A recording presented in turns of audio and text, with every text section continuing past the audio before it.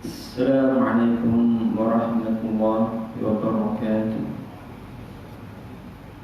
أعوذ بالله من الشيطان الرجيم. بسم الله الرحمن الرحيم.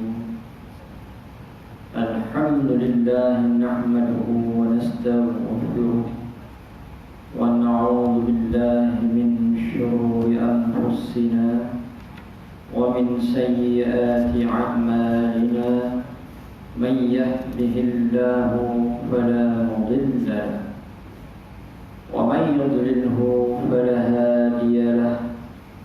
أشهد أن لا إله إلا الله وأشهد أن محمدا رسول الله.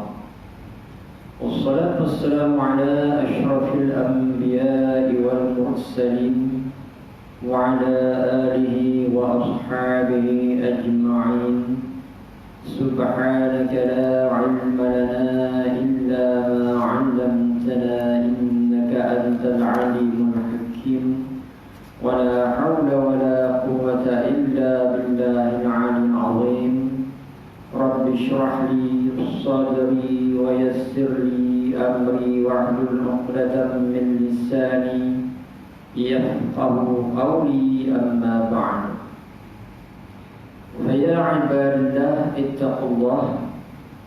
أوصيكم وإياي بتقوى الله فقد فاز المتقون. وأما بعد، Alhamdulillah, kita rafa'kan setinggi-tinggi pujian kehadirat Allah Subhanahu wa ta'ala, dan kita bersyukur kehadirat Allah Subhanahu wa ta'ala kerana dengan limpah kurnia, taufik dan hidayah Allah Subhanahu wa ta'ala dapat kita menyambung kembali kuliah kita menggunakan kitab Qanun Jinayah Syar'iyyah. Pada malam ini kita masih dalam membincangkan fasal yang ketiga. Qala mu'allif rahimahullah wa nafa'ana bi'ulumihi fid darain amin ya rabbal alamin. Yang berkenaan dengan jinayah minum arak ataupun khamar. Meminum arak ataupun khamar dan sepertinya adalah merupakan satu dosa besar, dan ianya adalah merupakan satu jinayah di dalam Islam, di mana pelakunya akan dikenakan tindakan ataupun hukuman di dunia dengan sabit kesalahannya, dan di hari akhirat kelak berhadapan dengan siksaan Allah melainkan dia bertaubat masa dia hidup.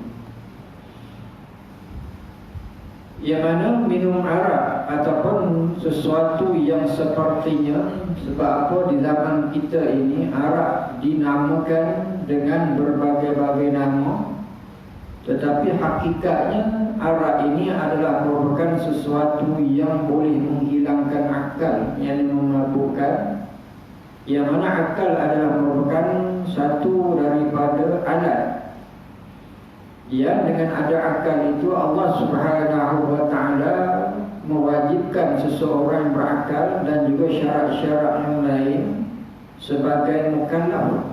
Ini mukallaf ni adalah satu daripada syaratnya adalah berakal, dan orang yang berakal dan digabungkan dengan syarat-syarat yang lain wajiblah untuk beribadah. Ibadah diterima daripada orang berakal. Jadi maksudnya apa?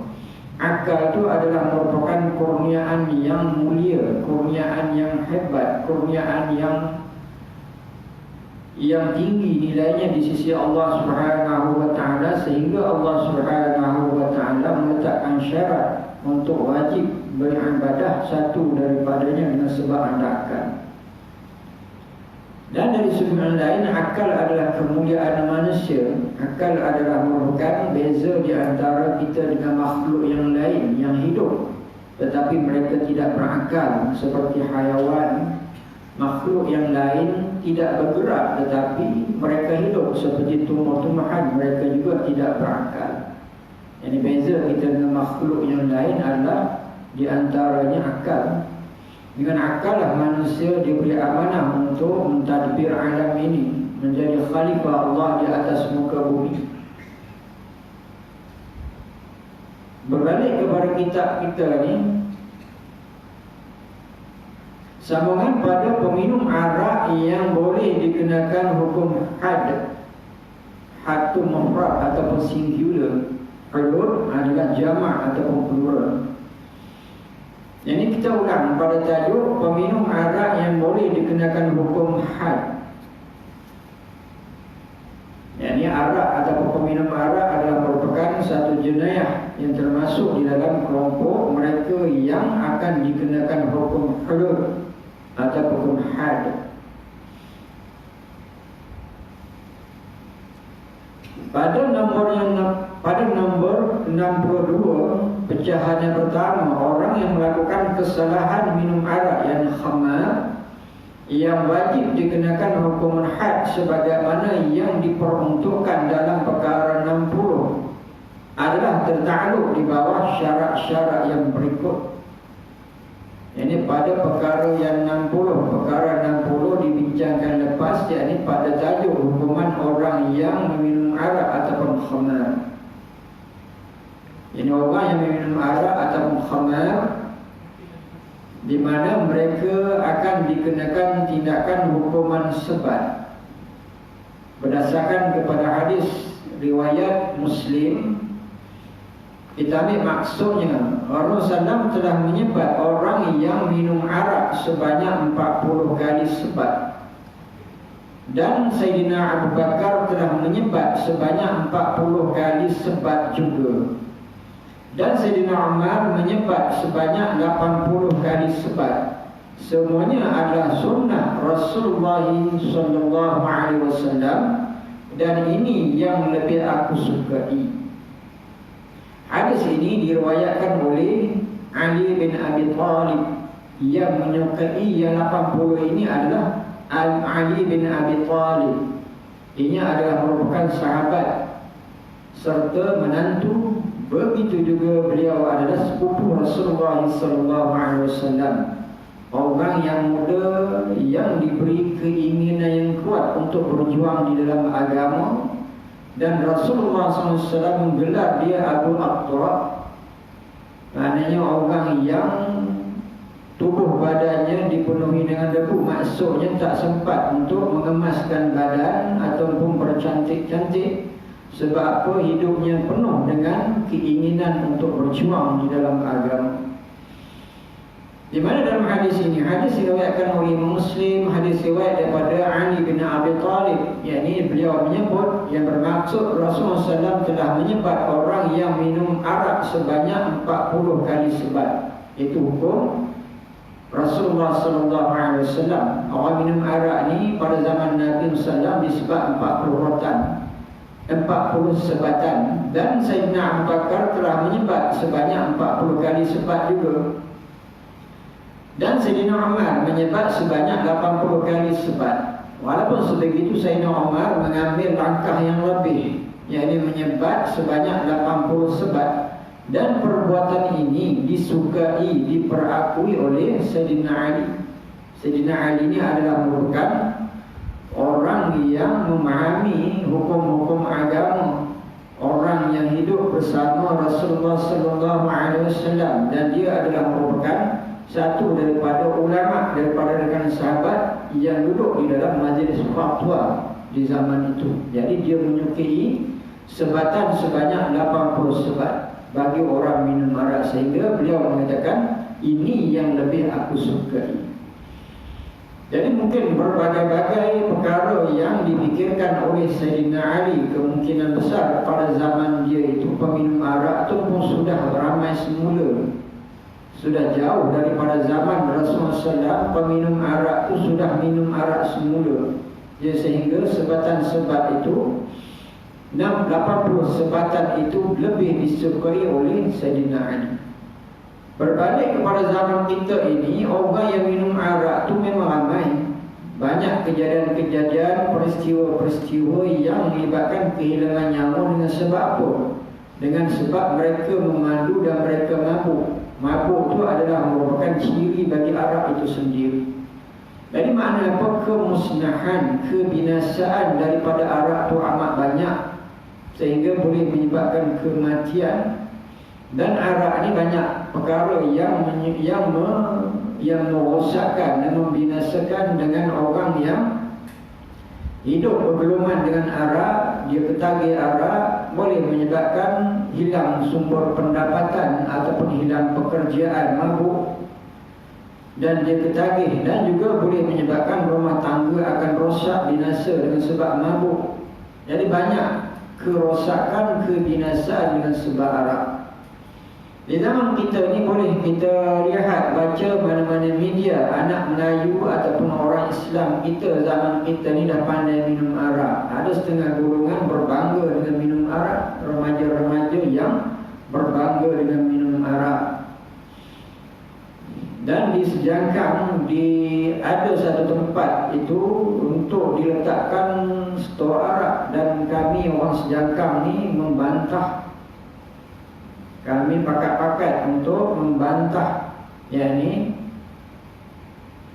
ada pihak yang nak menjadikan tempat itu tempat simpanan arak. Sejangkang ni memang tuan-tuan faham adalah merupakan kawasan orang Islam yang terbesar,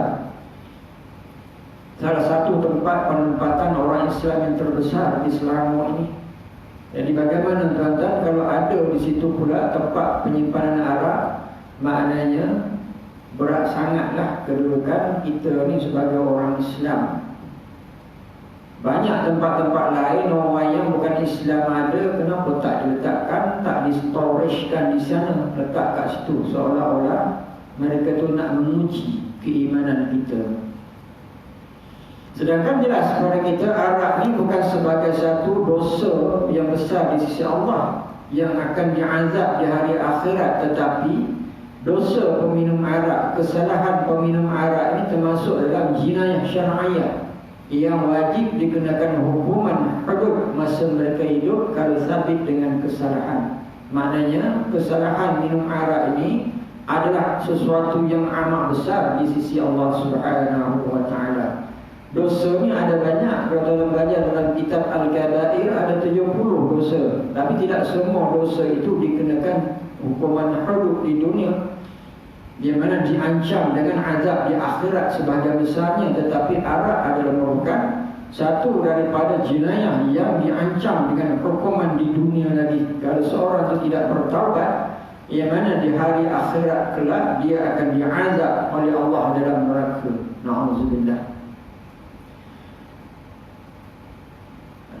Balik pada perbincangannya, orang yang melakukan kesalahan minum arak yang khamar, yang wajib dikenakan hukuman had sebagaimana yang diperuntukkan dalam perkara 60 adalah tertakluk di bawah syarat-syarat yang berikut. Sebagaimana kita dah sebutkan tadi, perkara 60 ada dicatatkan dengan hujah ataupun dalil daripada hadis tentang hukuman bagi mereka yang minum arak. Dan pada nombor yang 62, pecahan yang pertama ini syarat-syarat bagi orang yang akan dikenakan hukuman sebagai peminum arak. Apakah syarat mereka? Yang pertama, baligh, iaitu telah dewasa mengikut perhitungan syarak yang baligh. Baligh ini maknanya cukup umur di dalam Islam. Satu daripada tanda cukup umur, mimpi mani, keluar mani, mimpi basah bagi laki-laki dan perempuan. Dan di antaranya, yakni bagi perempuan, tanda baligh adalah yakni keluar darah haid.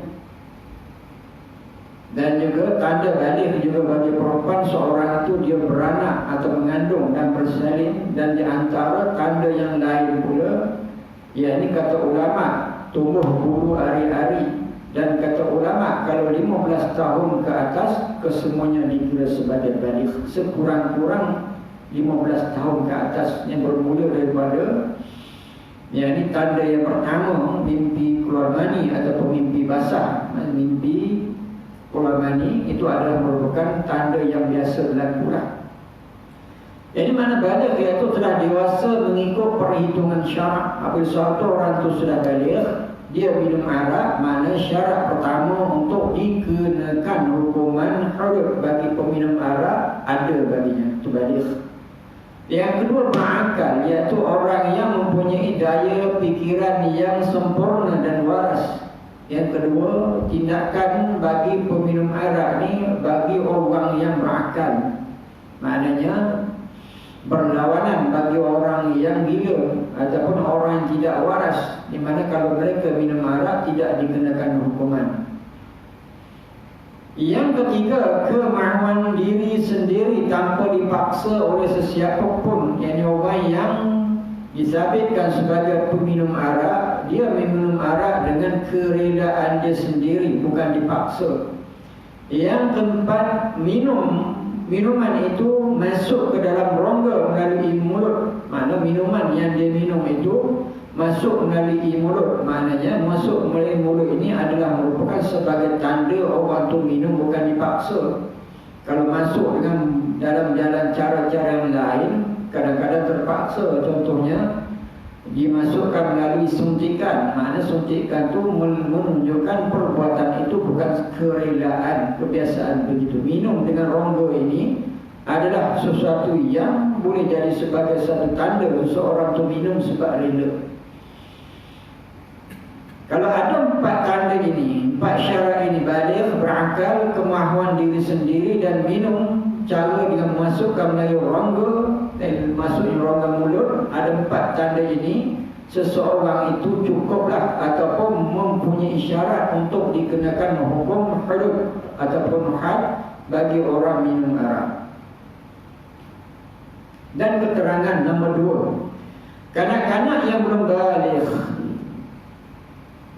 Kanak-kanak yang belum baligh atau orang yang gila yang minum arak ini khamar, tidak boleh dikenakan hukuman had ke atas mereka, kerana perbuatan mereka itu tidak boleh dianggap sebagai perbuatan jinayah syar'iyah yang boleh dikenakan hukuman had. Ini adalah berdalilkan hadis Rasulullah SAW, yang mana orang kanak-kanak ataupun orang yang belum baligh dan juga termasuk orang gila, mereka ini tidak dikenakan hukuman had ataupun bukan hudud dalam perkara minum arak. Ini adalah sebagai apa yang disebutkan oleh Rasulullah SAW, di mana baginda sallallahu bersabda, rufi'al qalam 'an thalathah, 'anil khabiy hatta yahtalim, wan na'im hatta yastayqir, wal majnun hatta yafiq. Rawahul Bukhari fi Sahih. Yani kelonggaran ataupun ketidak, ini undang-undang peminum arak ini tidak kena kepada kanak-kanak dan juga orang gila, berdalilkan dengan hadis umum daripada Rasulullah SAW, hadis yang diriwayatkan oleh Imam Bukhari, yang bermaksud Allah tidak akan menyiksa 3 golongan manusia. Yang pertama, kanak-kanak sehingga ia baligh, orang yang tidur sehingga ia bangun dari tidurnya, dan orang yang gila sehingga ia sembuh dari gilanya. 3 golongan ini tidak dibebankan hukum kepada mereka. Yang pertamanya kanak-kanak sehingga baligh. Yang kanak-kanak ni kalau melakukan satu jenayah tidak dikenakan hukuman kepada mereka, sebab kanak-kanak ni adalah orang yang tidak ditaklifkan, tidak dibebankan hukum syarak, tidak wajib sembahyang, puasa, dan kanak-kanak ni akalnya belum penuh berbanding dengan orang yang sudah baligh. Yang keduanya, orang yang tidur sehingga ia bangun dari tidurnya. Orang tidur ni orang yang seumpama hilang akal. Dia tidak gila, tetapi dihilangkan akalnya oleh Allah Subhanahu wa taala. Jadi orang gila ni kalau dia bertindak ataupun melakukan satu perbuatan jinayah dalam keadaan tidurnya, di mana tidak dikenakan hukuman apa-apa. Kalau dia minum arak, dia tidur minum arak, tak kena hukuman apa-apa. Mungkin ada orang yang kena penyakit gila, mungkin ada orang yang kena penyakit tidur, maknanya tidur berjalan. Kan biasa kita dengar ada orang yang dia berjalan dalam tidur, dia tak sedar dia berjalan dalam tidur, dan apabila dia bangun dia letih sangat, penat sangat, sehingga dia kadang-kadang dia pun jadi akal dia pun jadi masalah sebab dia kurang tidur, dia tak tahu dia tak tidur. Dan kadang-kadang biasanya perkara ini dirujuk kepada hospital dan mereka orang yang penyakit macam ni akan diletakkan satu bilik dan dipasangkan CCTV, akan tengok rupanya dia tidur, dia bangun jalan pusing-pusing, jadi dia tak sedar. Dan kalau dia melakukan satu jenayah di mana tidak dikenakan hukuman. Dan orang tidur ni kalau dia tidur tidak berdosa kalau dia tidak solat, sebab terangkatnya tulisan rufi'an qalam wa an salasah, diangkatnya tulisan ataupun catatan. Maksud apa? Malaikat tidak catat orang tidur kalau dia buat kesalahan ataupun tidak dia melakukan suruhan Allah. Dia kadang dia tidur pukul 12, dia tidur 12 tengah hari, sedar-sedar sampai pukul 5 dah masuk asar, dia tak sembahyang zuhur. Di mana berdosa? Dia tidak berdosa lah, tapi dia kena qada. Sebab apa dia tidur? Dia tak sedar langsung. Mungkin sebab apa? Ada kenduri ke, dia menolong orang kenduri ke, orang Jawa panggil apa? Sinuman. Kan sinuman, betul? Menolong orang kenduri. Dia penat. Jadi dia penat sampai tertidur. Sedar-sedar dia ni pukul 5, pukul 6 petang lah. Jadi bagaimana berdosa tak ada sembahyang zuhur? Tak berdosa sebab dia angkatnya tulisan catatan bagi orang yang tidur. Dan yang ketiga, orang gila sehingga dia siuman. Jadi 3 golongan ini tidak dikenakan hukuman, di mana mereka ini bukan termasuk di dalam orang yang kena bebanan hukum ataupun taklif syarak. Yang ketiga, mereka yang minum arak khamar dengan dipaksa oleh seorang, minumannya tidak boleh dikenakan hukuman had ke atas mereka itu. Ini adalah berdasarkan hadis Rasulullah SAW. Dan juga orang dipaksa melakukan minuman arak ataupun dipaksa melakukan satu jenayah ataupun dipaksa untuk meninggalkan suruhan Allah, di mana mereka dalam keadaan dipaksa tidak berdosa. Contoh orang yang dipaksa untuk tidak berpuasa, tidak berdosa. Dipaksa untuk melakukan satu kesalahan, paksa masuk di sini. Apa maksud paksa? Yakni paksa yang boleh menghilangkan nyawa ataupun paksa yang boleh menghilangkan akan fungsi anggota masuk paksa. Letak pistol di kepala ataupun letak senjata tajam parang di leher. Kalau dia puasa, dia kena potong kepala, ataupun kalau dia puasa kena tembak. Tapi kena pastikanlah pistol tu memang pistol betul. Kalau pistol air tak jadi itu, mana tak termasuk dalam paksa yang boleh menghilangkan nyawa. Dan orang yang memaksa itu mesti orang yang boleh mencederakan. Kalau kanak-kanak walaupun pegang pistol pun tak boleh mencederakan orang dewasa. Mana kesemua itu termasuk di dalam perbincangan apakah yang dimaksudkan paksa. Paksa itu maksudnya boleh menghilangkan fungsi anggota, ataupun paksa itu boleh menghilangkan nyawa, termasuk paksa. Paksa suruh minum arak, letak pistol betul di kepala. Kita tak nak juga minum arak, dia pun test, dia tembak di siling, tembus siling. Wih, betul pistol ni. Maknanya kita minum sebab dipaksa, di mana paksaan ini tidak termasuk di dalam mereka akan dikenakan tindakan ataupun tak termasuk dalam kumpulan yang melakukan jenayah syar'iyah. Ini berdasarkan hadis Rasulullah rufi'an ummatil khata'u wan nisyanu wa mastakri huwa alaih. Tabarani bisanad sahih.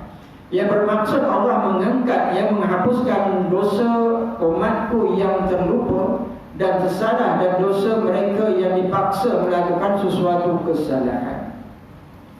Dan dalam hadis ini seumpamanya ataupun umpamanya seolah-olah sama dengan hadis yang lepas yang baca tadi.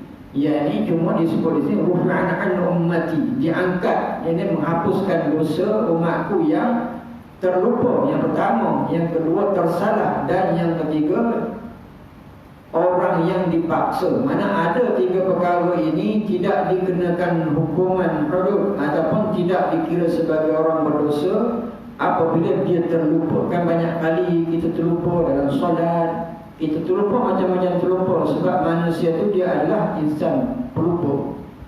Jadi orang yang tersalah ataupun terlupa dalam melakukan satu-satu perbuatan, dia tidak dikenakan hukuman. Hatta kalau dia solat zuhur patut 4 rakaat, tapi dia buat 2 rakaat dengan yakinnya, dia yakin seperti 4 rakaat, tapi dia buat 2 rakaat, di mana dia tidak berdosa lah.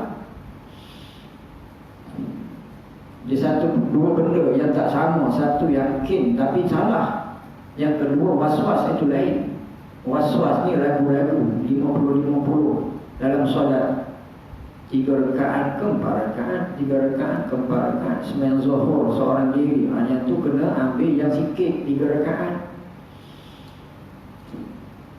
Dan berbeza dengan yakin tapi salah. Pernah berlaku kepada Rasulullah SAW. Nabi SAW sembahyang, ada riwayat mengatakan asar 4 rakaat, asar tu Nabi buat 2 rakaat, tapi seolahnya Nabi yakin buat 4. Sehingga sahabat bertanya, hadis tu hadis yang panjang, digelar sebagai hadis Zil Yadain, yakni pemilik 2 tangan. Zil Yadain ni satu sahabat yang panjang, tangannya panjang. Bukan panjang tangan, tangan panjang. Tangan panjang, tangan panjang. Beza tak tangan panjang dengan panjang tangan? Panjang tangan pencuri betul.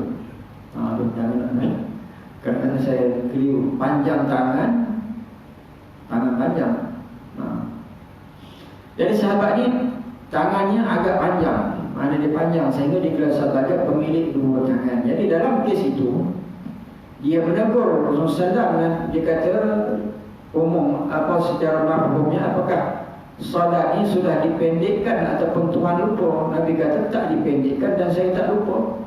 Maknanya umpama yakin Nabi SAW sembahyang 4 rakaat. Dan juga Nabi pandang kepada sahabat yang lain, Umar, Abu Bakar, mereka kata betul Nabi sembahyang 2 rakaat. Sehingga Rasulullah SAW niat masuk dalam solat semula. Dan itulah hadis berkenaan dengan awal sujud sahwi. Jadi apa maksudnya? Yang ini lupa, benar-benar lupa. Kadang-kadang lupa tu yakin benda tu kita buat betul, tetapi sebenarnya hakikatnya salah. Itu berbeza dengan was-was tadi. Jadi kalau kita ni lupa, betul-betul lupa, di mana Allah Subhanahu Wa Taala tidak catatkan sebagai dosa. Dan juga yang tersalah, satu lagi tersalah dengan sebab satu kesalahan ataupun tersalah, di mana kesemua ini tidak dicatat sebagai sesuatu perkara yang disebut sebagai dosa. Dan juga termasuk orang yang dipaksa. Jadi apa maksudnya?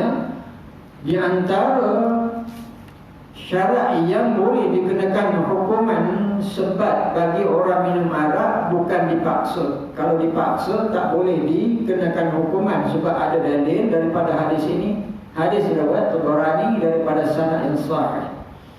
Yang keempat, mereka yang terpaksa minum arak khamar seperti seorang yang sangat dahaga, yang boleh membawa kepada maut atau menyebabkan seorang itu binasa dirinya dan tidak diperolehi minuman yang lain kecuali arak dan khamar, maka dalam kes ini tidak boleh dikenakan ke atas mereka itu hukuman had. Ini adalah berdalilkan firman Allah Ta'ala, فَمَنِ اضْطُرَّ غَيْرَ بَاغٍ وَلَا عَادٍ فَلَا إِثْمَ عَلَيْهِ إِنَّ اللَّهَ غَفُورٌ رَحِيمٌ. Surah Al-Baqarah ayat 173. Yang bermaksud, maka sesiapa yang terpaksa melakukan kerana darurah sedang ia tidak menginginnya dan tidak pula melampaui batas pada kadar benda yang dimakan itu, maka tidaklah ia berdosa. Sesungguhnya Allah amat pengampun lagi amat mengasihani. Yang terpaksa,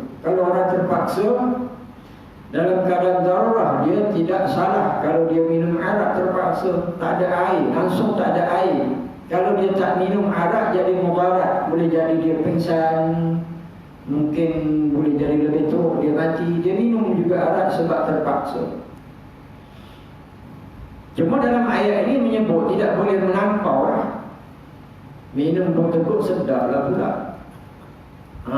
Minum banyak-banyak, maknanya melampau itu tidak boleh. Seperti dalam hal lain, tak ada makanan, makan khinzir ataupun babi di hutan, dah cari dah makanan, tak ada makanan. Buah-buah pun tak ada. Kalau ada pun yang ada racun, tak boleh makan lah. Jadi tak ada makanan. Tunggu binatang yang halal tak ada lah juga. Ikan pun tak ada. Di mana lalu dah khinzir, anak khinzir kecil dia comel.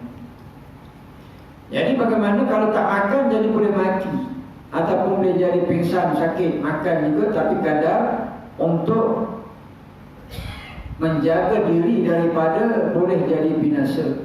Jangan pula simpan pula khinzir tu. Dapat anak khinzir kecil je, makan sikit lepas tu sedap. Dah pula lemak ni sedap ni, timpan sikit untuk petang pula tak boleh. Yang macam tu tak boleh.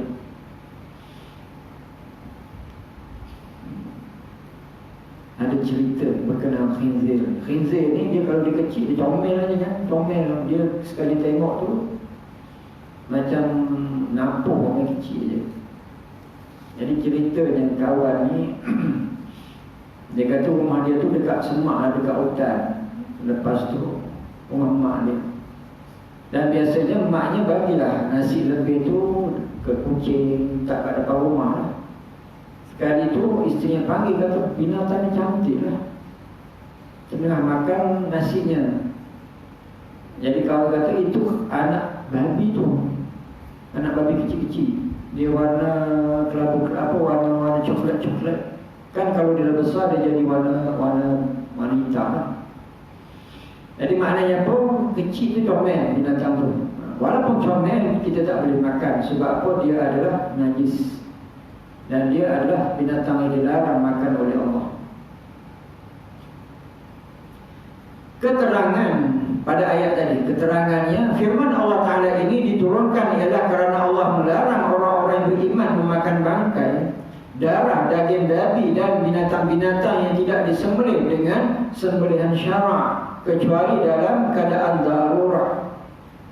Di mana ayat ini asbabun nuzulnya, bagaimana Allah Subhanahu wa taala melarang orang beriman makan bangkai, darah, daging babi dan binatang-binatang tidak disembelih dengan sembelihan syarak kecuali dalam keadaan darurat. Dalam keadaan terpaksa bolehlah makan bangkai, bolehlah makan darah, daging babi dan sebagainya, tapi kadar apa? Kadar untuk menjaga daripada hilang nyawa sahaja.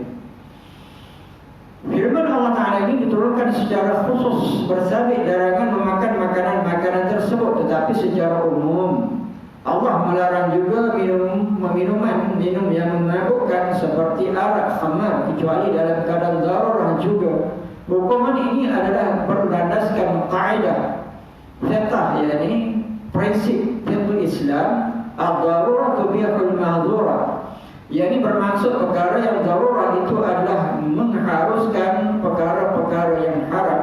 Darurat ialah satu keadaan yang dipercayai mendatangkan bahaya kepada diri atau harta binatang yang tidak harus, atau harta benda yang tidak harus dibiarkan hilang atau cacat cedera. Yakni darurat. Apa maksud darurat di sini? Satu keadaan yang boleh menyebabkan tubuh badan jadi binasa, ataupun nyawa boleh hilang, ataupun darurat juga termasuk boleh hilang, harta benda termasuk darurat. Ini berdasarkan kepada dalil-dalil. Satu daripadanya surah Al-Baqarah ayat 173 yang kita baca tadi, dan juga termasuk hadis yang lain, di antaranya hadis riwayat Tabarani, dan juga yang kita bacakan tadi ini adalah merupakan himpunan-himpunan dalil, sehingga ulama membina satu prinsip, satu qawaid Islami, qawaid fiqh ni, ad-darurat tubihul mahdhurat. Dalam keadaan darurat mengharuskan perkara yang haram. Yang prinsip ataupun qawaid fiqhiyah ini adalah merupakan satu prinsip yang wajib untuk dipahami oleh fuqaha, ulama-ulama fiqh. Di samping usul fiqh, mereka juga kena faham prinsip ini, mesti faham dan kena hafal. Sebab kadang-kadang nak hafal dalil itu tak mampu, tapi hafal prinsip ini wajib, sebab prinsip ini sumbernya daripada dalil-dalil azali.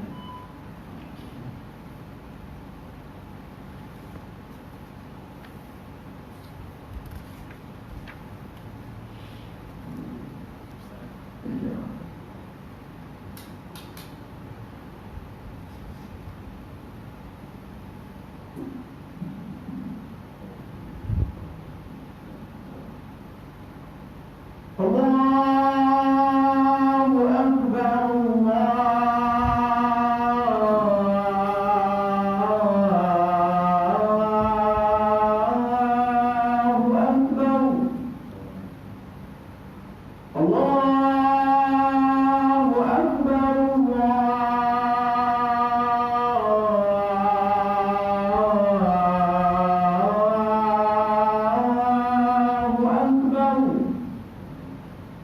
أشهد أن لا إله إلا الله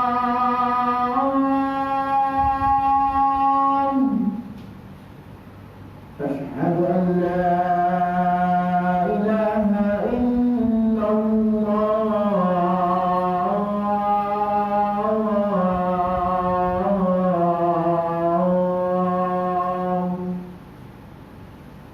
أشهد أن محمدا رسول الله أشهد أن محمدا رسول الله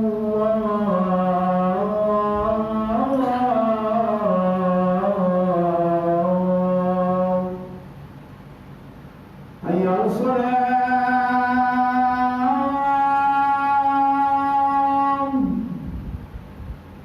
حي على الصلاة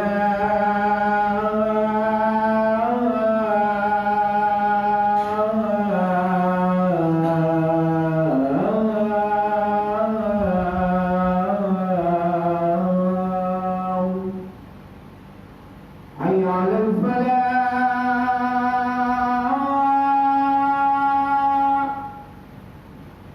حي على الفلاح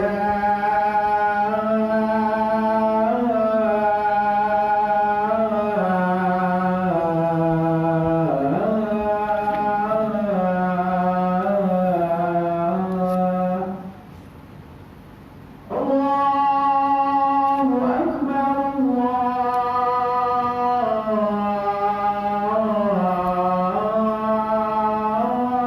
الله أكبر لا إله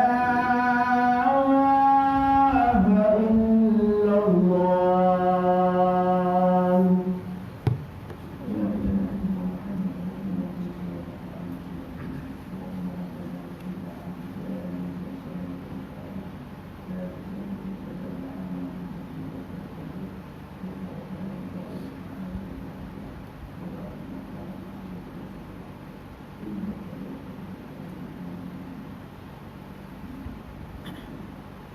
sedikit kepada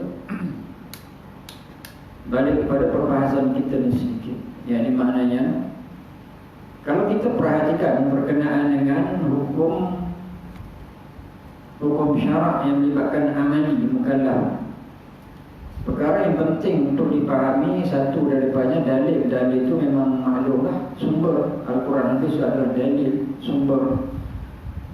Dan daripada sumber itu mesti kita faham akan usul fiqh. Usul fiqh ini adalah merupakan satu cara bagaimana untuk istinbat, mengambil hukum daripada Al-Quran hadis. Dan apabila ada usul fiqh mesti faham qawaid fiqhiyah. Ini perkara yang penting. Dan daripada usul fiqh itulah ulama fiqh akan bahagikan, pecahkan kepada hukum-hukum. Dan qawaid fiqhiyah ini ada penting. Kenapa penting? Himpunan dalil-dalil itulah ulama himpunkan dia, nak menyatakan ini caranya, ini hukum apa, dalam lingkup, ruang lingkup apa. Contohnya ad-darurat tubihul mahzurat. Yang ini dalam keadaan darurat, yakni mengharuskan perkara yang haram. Mana dalilnya adalah contoh ayat yang kita bacakan tadi lah, dan beberapa hadis sebagai sokongan. Ini adalah merupakan satu ilmu yang wajib dipelajari oleh orang yang terlibat dalam fiqh ataupun fuqaha dan mereka yang terlibat dalam pengajian fiqh. Yang ini fiqh maksudnya hukum amali mukallaf. Mereka mesti faham akan qawaid fiqhiyah agar tidak bersalah mengeluarkan hukum. Dan darurat ini ialah satu keadaan yang dipercaya mendatangkan bahaya kepada diri atau harta benda yang tidak harus dibiarkan hilang atau cacat, cedera. Maksud apa darurat? Kalau bertanya kita darurat, apa maksud darurat? Darurat itu adalah sesuatu yang boleh menyebabkan binasa kepada diri. Satu, binasa kepada diri, hilang nyawa. Yang keduanya boleh menyebabkan hilang fungsi anggota badan. Itu dipanggil darurat pada diri. Dan satu lagi, apa maksud darurat? Boleh menyebabkan menyebabkan hilang harta, itu panggil darurah. Dan kerana itulah dalam setengah-setengah keadaan orang yang dia mungkin kerja shift, dia tidak boleh sembahyang Jumaat sebab shift pagi. Di mana kalau dia pergi sembahyang Jumaat, dia boleh menyebabkan dibuang kerja, ataupun dia boleh dikenakan tindakan disiplin sebab kerja dengan satu tempat yang tak boleh nak tinggal dia punya kerjanya. Kalau tinggal boleh menyebabkan akan jadi rosak kepada pengeluaran. Di mana dalam keadaan itu dipanggil darurah sebab apabila dia buang kerja, dia akan hilang dia punya sumber pendapatan. Kalau kena tindakan amaran boleh menyebabkan maruah dirinya, ini panggil darurah, masuk dalam keadaan darurah. Dan kalau shift lain, shift petang ke shift malam, wajib dia ada syarat. Jadi kalau dalam keadaan tak boleh pergi, kalau dia tinggal, bahagian dia pengeluarannya akan jadi terbengkalai semuanya. Di mana dalam keadaan ini asalnya solat Jumaat itu adalah fardu ain, tapi dalam keadaan itu dipanggil darurah. Satu daripada mungkin boleh hilang pekerjaan, yang di mana hilang harta, ataupun dia kena tindakan disiplin, dapat surat warning letter, di mana termasuk dalam keadaan yang boleh menyebabkan dia jadi aib ataupun mengganggu atau mengganggu maruah diri dia lah, itu panggil darurah. Dan seterusnya bukti-bukti yang mensabitkan kesalahan minum arak ni khamar. Ini kita sambung nantilah insya-Allah ni. Yang pertamanya dalam bab minum arak ni, perbahasan mula-mula minum arak ada hukuman. Sama ada 40 kali sebat ataupun 80 kali sebat, di mana itu adalah sunnah. Yang kedua, syarat seseorang itu nak dikendakan tindakan sebat tadi, sebab minum arak. Yang ketiganya, bukti. Mesti ada bukti, qarinah ataupun ada evidence, ada proof yang dia ni memang minum arak. Ada 3 benda yang mesti yang kita faham apabila nak laksanakan hukum jenayah ni. Satunya, yang ini mesti ada dalil lah. Dalil bagaimana satu orang melakukan satu kesalahan, dia kena tindakan itu, dia panggil dalil sebagai sumber. Yang keduanya, apabila dah ada hukum itu, syaratnya mesti syarat ini lengkap, barulah boleh dikenakan tindakan hukum jenayah syar'iyah. Yang ketiganya, nak disabitkannya mesti ada bukti. Jadi maknanya kalau mana-mana mahkamah di dunia ini pun mesti 3 perkara itu mesti ada lah sumber. Walaupun mereka tidak berpaksi kepada Al-Quran, hadis, mesti ada sumber. Sumber bagaimana nak kenakan satu tindakan. Yang sumber itu diperakui oleh mana-mana akta di sebuah negara. Dari mana ada sumber kita ni, itu sumbernya Al-Quran. Dan begitu. Mudah-mudahan dapatlah manfaat kepada kita. A'udzubillahi minasyaitonirrajim. Bismillahirrahmanirrahim. Alhamdulillahirabbil alamin. Allahumma arinal haqqa haqqan warzuqna ittiba'ahu wa arinal batila batilan warzuqna ijtinabah. Allahumma bima 'allamtana wa ja'alna min 'ibadikas shalihin. Wa sallallahu ala sayyidina Muhammad wa ala alihi wa sahbihi wa sallam. Alhamdulillahirabbil alamin.